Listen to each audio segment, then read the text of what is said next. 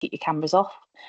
And as usual with our roundtable sessions, if you've got any questions, please raise your hands or pop them into the chat, and Peter will be able to respond to those shortly.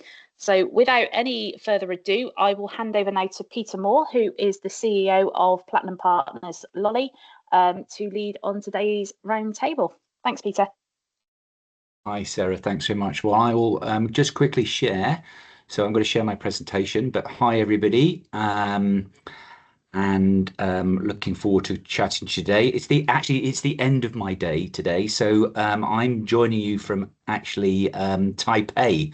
So I'm at Computex at the moment. So can we, hang on, just let me check that's working. Can we see that? Can we see the presentation? Or yes, we can. That's it. Yeah, we can. Perfect. Okay, great. Yeah, so I'm actually in Computex in Taipei at the moment, which is a big technology conference, if you like. And so I've been spending my week so far discussing LLMs and AI and quantum computing, and actually cooling computers. So yes, trying to understand where the whole market is moving. So it's been an interesting week so far. So let's crack on with what we're here to talk about today, which is basically infinite personalization. So really, this sort of part of what we're looking at as far as our whole digital journey, specifically for the university sector, is how AI is going to change your lives in respect of how we can use data in a much better way. I will start by really saying it's about, we've all known the word big data for some time, and we've talked about big data so much, but of course, the challenge with big data is we've not really been able to use it, or it's been too costly to use. But that's really all changing now with the use of AI. AI is giving us the ability to do that and to actually start utilizing the data we can get and process it in a way that actually makes a really big difference. So I think most of you have probably met me before, but if you haven't, as I said, my name is Peter Moore. I'm the founder and CEO of Lolly. My world my world is about bringing state-of-the-art technology into hospitality and education sector. That's what I do.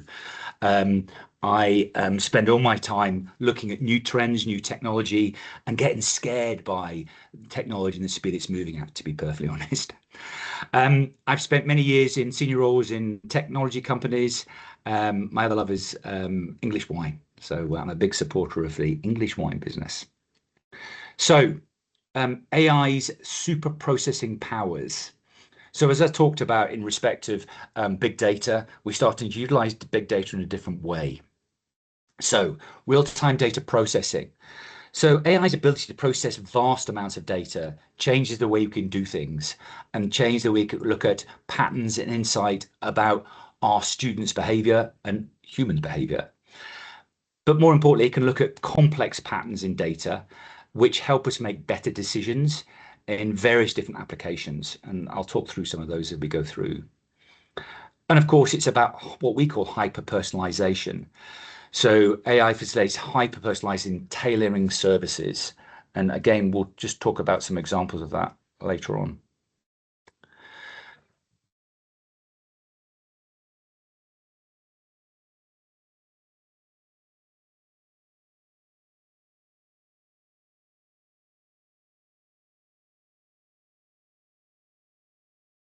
The sound doesn't appear to be working. Sorry, Peter. Is the sound not working? It's not working, but I've got the include sound on my machine, so I'm not sure why that's not working. No, hang on. Well, we've probably gone out and come in, but anyway, listen, don't worry about it. I'll just talk through. But basically, we've been looking at generative AI, and I will say it's incredible how many Gen AI tools are here at Computex. But of course, it's a question, actually. Do you want someone speaking to you on a kiosk like that, asking you, what would you like to order today? Why aren't you just clicking the buttons? So some of these technologies we're starting to utilize and say, actually, is it really worth using a generative AI tool in this environment? So I think certain environments it is, certain it isn't. But of course, what generative AI, or what you can do as with the data you're actually receiving now is be able to scan at this kiosk. It can identify straight away your allergens, your preferences, and all different elements, and it can present a much more personalized menu to you. And that's where we're moving more so than perhaps a generative AI tool that you can communicate both ways to. So, why personalization important? What's so important about it? Well, again, demand from especially the generations that are coming in. I'm going to talk a lot about generations.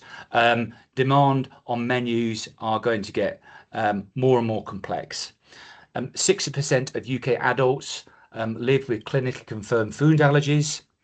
There's 14 different allergens that are required to be declared, and 8.5 million Brits follow a gluten-free diet. So again, you're delivering these services. It's very important that you actually are presenting that information in the correct way, the correct manners, to your students and then staff and the people that are using your services.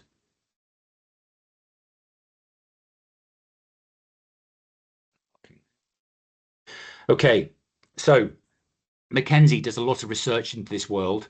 McKinsey, you all know McKinsey, I'm sure. In the retail and hospitality settings, 71% of consumers expect personalization. 71%, and 76% are frustrated when they don't get it. UK Downs are calling for more technology in restaurants. And the big statement on this slide is 48% are prepared to hand over their data to get a personalized experience. So that's a lot that, and we'll talk a bit about the generations that are coming through about really being data unaware, what we call. And again, how we have to then build our systems to protect against those. And again, we'll talk about it later on. So surveying 2,000 consumers through research in YouGov, it found 50% of diners would like to have the options of a fully personalized menu. And of course, the generation we're talking about is Gen Zs, Alphas, and again, we'll talk about those generations as we move forward through the slides.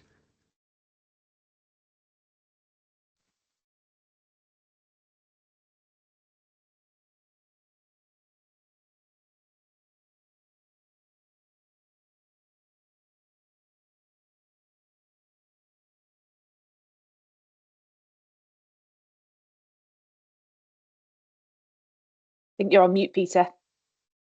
Apologies. Sorry, guys. It might be the distance. I'm not sure. Right, I'm back here to now. So really, this slide is about putting humans first by basically enabling and utilizing AI and not the other way. So AI enables you to provide better services to your staff people. Work smarter. We hear that all the time, not harder. And AI will give you the tools to do that. So I'm just going to artificial general intelligence, AGI, is about AI intelligence. And everybody believes that, well, everybody's in the industry believes that by 2040, AGI will be smarter than the smartest human. So we have to maximize, or we have to embrace that technology, or we'll be left behind the curve.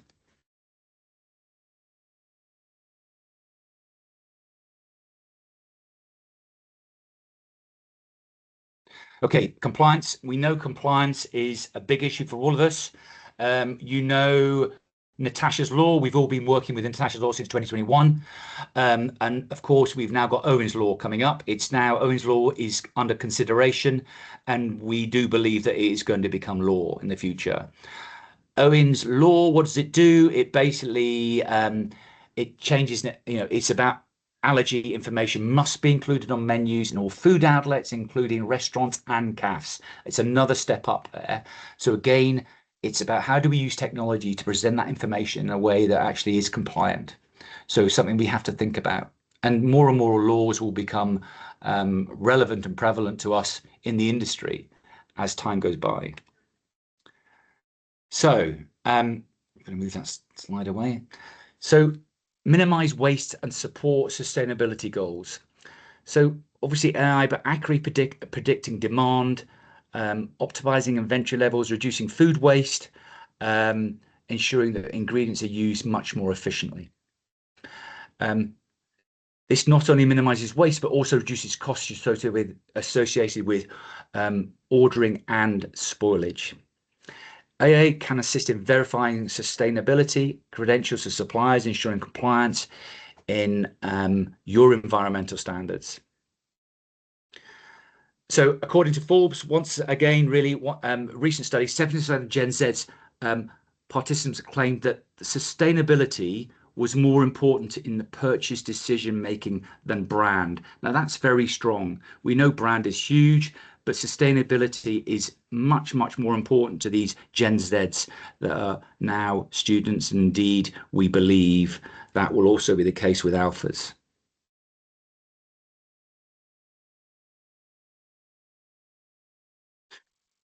So we've talked about evolving expectation before, the next generation. So alphas described as digital immersive, and they are the first truly digital native generation. And they interact digitally. That's what they do. They're not like previous generations. They enhance, they use AI, they use robotics. Their expectations is they utilize those services to maximize the efficiency, specifically in the education sector. We know about generations. I've talked about the generations before, but you can see here that basically the changes are, we see the Gen Zs, the alphas, and indeed the betas. We don't know how the betas will react, but you know the generation alphas are really had just stopped being born, and generation betas are now being born. But again, we've seen the whole transition from Gen Zs to alphas to betas. And these guys will truly change the way we work within the hospitality environment. They have to, they will do. And we're seeing that very, very much so now. I talk about data security because it's probably one of the biggest things that will change in, I have to move something around on the slides here, sorry about that. It will probably be one of the biggest things that will change in how we manage data in the future. And a few points really to think about. So enhanced privacy measures, so regulatory control will definitely change here, and we will have much more robust data protection regulations coming in. Why? Because again, data theft, data security, and protecting against personal data theft. Protections against quantum computing. I'm not going to, quantum computing is a total different slide, different world, but and again, we're now thinking about how we protect against quantum computing theft. So in other words, what people can do now is steal data that is unencryptable. So by using end-to-end encryption processes, you can't get that data. However, people are now stealing that for the future and then layering it, and they could actually use a quantum computing system in the future to steal that data. So it's something we have to think about now for the future, but it's certainly something that is a concern to technology providers like myself. So complex biometrics. So in a way, the mobile phone is actually our current generation, but actually in the future it might not be. Because you don't need it in some respects. You might have an implant in the side of your head. That's scary, but I know, but you might do. And certainly as far as payments are concerned, complex biometrics, so iris scans, voice recognition, facial security, integrated into all different parts of the system. I think people know that Amazon is using what we call palm recognition. So your vein set in your hand sets at 14. So, and the accuracy is very, very high. So you just put your hand over a small scanner, it scans your palm and looks at your vein set and actually can recognize you. So all of these type of different biometrics you will see coming into the fold and being much more part of our lives. And again, AI-powered fraud protection. So the only way to protect against this is using AI tools to mitigate the risks with fraudsters using AI technology. And again, we'll see that happen. You'll also see a lot of the banks being able to instantly recognize something or a transaction that's not actually not in the regular, what I would call. So it's basically something that's happened, and they will be in contact with you and ask you to obviously verify certain different things. And again, that's using different type of AI tools. And blockchain and decentralized finance. So this is about real-time analysis of transaction patterns, and again, mitigating risk. And that's again what we call about that whole decentralized finance system. It's systems interacting with each other. So there's a lot to think about as far as data security. Most of it will be done by people like us, but again, it's things or systems you'll have to put in place to enable us to do that. So we talk about that in respect of AI.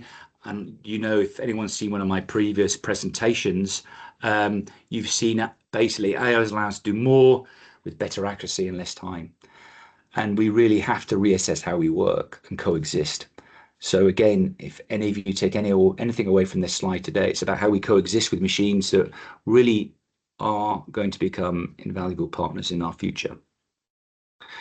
I just really, Lolly, really I show you this because again, how all the different systems are integrated. So everything we talk about here, our mobile apps, for instance, we have allergen filters on that. So you set yourself up with your allergens, your calorific counts, your profile, and again, it will not allow you to order food in any different elements if your profile has been set up a certain way, unless you're ordering for a friend, of course.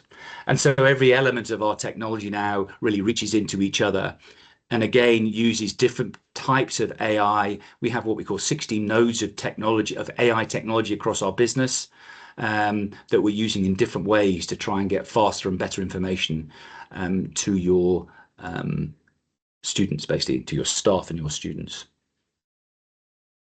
And then I think, and so, yeah, and that's really all my presentation today. It's short and sweet, I'm afraid. As I said, I'm a long way away, but it's really just going through the different way we believe basically personalization will become much more important for you guys in the future. And so certainly it's something to think about. So I'm going to stop sharing now, Sarah.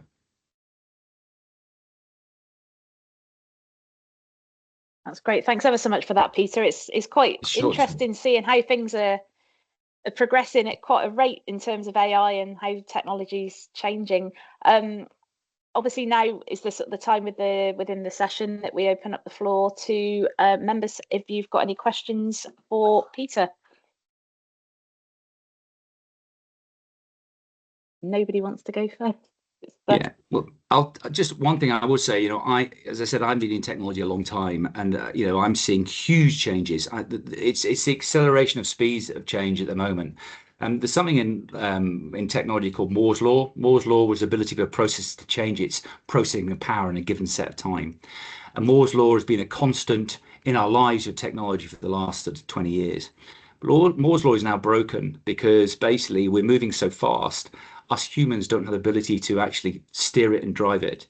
So we're going to see huge change over the next 10 or 15 years. I mean, huge change in everything we touch as far as technology, and it will basically become much more of our lives and everything we do.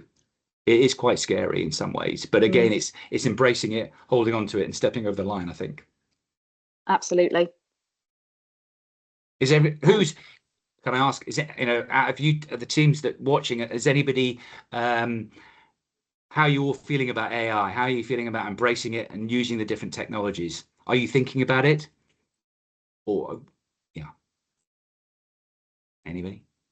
Everyone's staying quiet.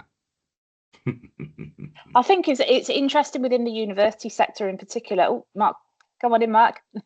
Go on then, Mark. Ask me a question. I was just going to say that I'm kind of starting to dabble in it and using it for just to speed up processes and kind of verifying what we're doing is we're going down the right path and I'm quoting the right things before, particularly when it comes to policies and procedures. Yeah, it is because there's a whole lot of information that's already out there on the net that you can access, but it's handy to use it to help you find it quicker and more specifically, see it cuts down a lot of time. And again, there's a few things to think about there. Of course, as you know, it's what systems are using. ChatGPT is generally quite unsecure. So Copilot, if you're sitting a 365 around and for compliance in the university, that's very important. Yeah. What AI tools are you using? How are you using it, and how compliant are they? And of course, generally AI is not that accurate. Well, I say it's not accurate. It is accurate, but all it's doing is looking at lots and lots and lots of data and coming back. So that information isn't always accurate. So you've got to remember that, and you've got to remember to obviously double check what's going on, and if that's correct before you actually present it as fait accompli. Yeah, you have to be quite specific with what you want, what you do ask it. You do. You can get bombarded by quite a lot of things. It's not exactly what you need, but then it is intuitive that it then asks you further questions. Do you want to go certain paths you can go down? So yeah, it's good. It's very interesting. Yeah. And did anybody hear about Owen's law before? Has anybody picked up on Owen's law? Sarah? Hi, Sarah. Oh, sorry. Hello. I wasn't answering the question. I was just gonna add in about our own AI stuff. But I'll go next. No, go on. Go on. Add in about your AI stuff. Go on, Sarah. Go on. Okay, sure. So I think some of the stuff you were talking about is really interesting. There's obviously a lot more we could be doing. I help look after the marketing, so I think we're starting to use it a lot more in sort of the more marketing work that we're doing, whether it's coming up with ideas for campaigns and copywriting and that kind of thing. So we're definitely using Copilot a lot for that rather than ChatGPT now. Also to sort of crunch some of the sales data and feedback data that we get, again, when it's large amounts, and just making the AI work for us and work a bit smarter. So I think that's kind of where we've started. But I think, it's interesting. Your presentation is obviously covering, and it's a lot of stuff I don't work with. So I'm gonna, when it's recorded, forward it on to a lot of my colleagues in the other areas so that we can start exploring it for different areas other than just marketing, I think. That sounds great. Yeah, as I said, that personalization bit of being much more specific, and some of the generative AI that we can produce now is so cool. It's so good. And whereas before it's like, every presentation I do. So my presentation today was 80% was generated using AI, and all the sort of animation, the tools are so much more professional.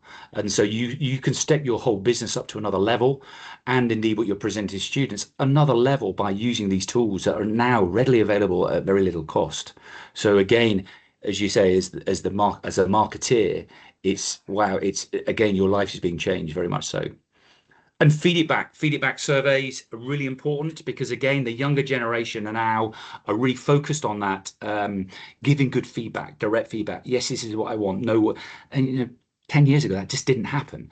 But those services, listening, makes that big difference and really brings you up to another level.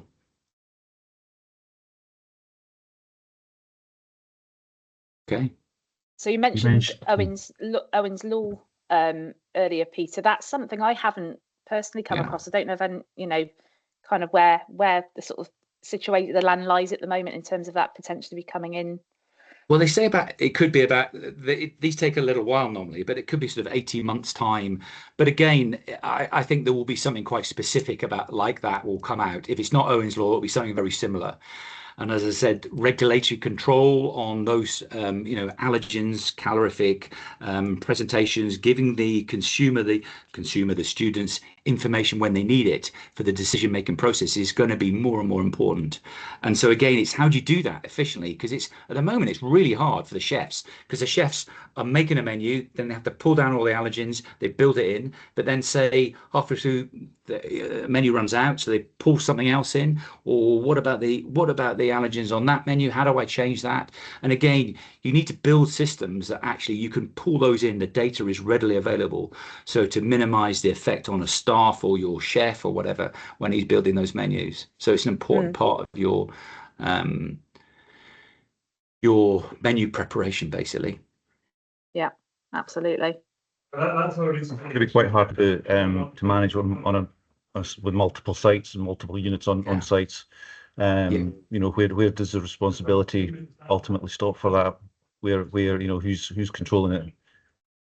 Well, Mark, it depends on, for me, this depends on the layers. If you're self-chefing, if you're got your in-house chef team, it's your responsibility to actually get that information through. Now, what I would always say there is, a centralized system with a hierarchy is the way to go on that. But again, sometimes they're expensive, or you need to change a lot of systems to get that working for you. But then if you've got a corporate caterer, then again, it's their responsibility to present that, very much so. Yeah, so it depends. we're fortunate that we've got that a system like that in place in St Andrews, but other outlets, small businesses are going to find that put even more pressure on them. Yeah, they are. To deliver. And that's one of the issues with Owen's Law, is it goes down to a CAF level. So when you're selling you bought a cream cake from a local supplier, is what we call on hoof purchasing, that you're going to have to get that data from that supplier back through. And again, you're saying whose responsibility is the supplier to supply you? Yes, it is. It's all about bringing a supply chain that works and compliance with your system and process, because you need to protect yourself. Yeah, absolutely.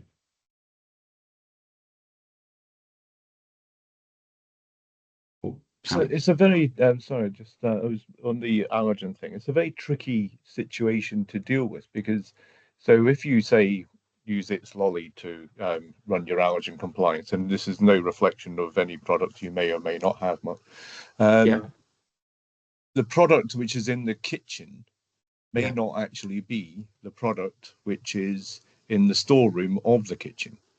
Yeah, it may be that the system is being updated by the manufacturer, but your product is entirely different inside, in which case a new allergen label. And so ultimately it always comes down to that the chef who's doing the preparation in any kitchen, regardless of the size of your university or wherever, that chef is ultimately responsible for that allergen information, because that is the only way for that to be completely secure.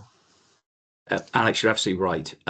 But what I would say is a lot of the newer systems now, certainly Lolly, what we do is so for instance, if you have a bacon sarnie, that bacon sarnie, we could have multiple bacon sarnies, or from different suppliers. So when you move out and say, suddenly I've run out of one bacon sarnie, I'm going to bacon sarnie B, we change the actual profile and the allergen profile straight away. The challenge you have, of course, you can only do that digitally. You can't do that physically in a menu set. You can say, well, actually, I can change my digital board. And I think they're the things you're going to be required to do. You can't physically change a menu when you're going through halfway through a sitting and you've run out of product and you change your supplier on a specific product. We know that. But again, I think to some regulation has to be sensible in that way, and it has to work in your environment. But yes, it's ultimately going to be the chef that's always responsible for that. But again, if we can use data and AI and technology better, it will make their life easier. And it's only really small instances where they'll need to intervene. Okay.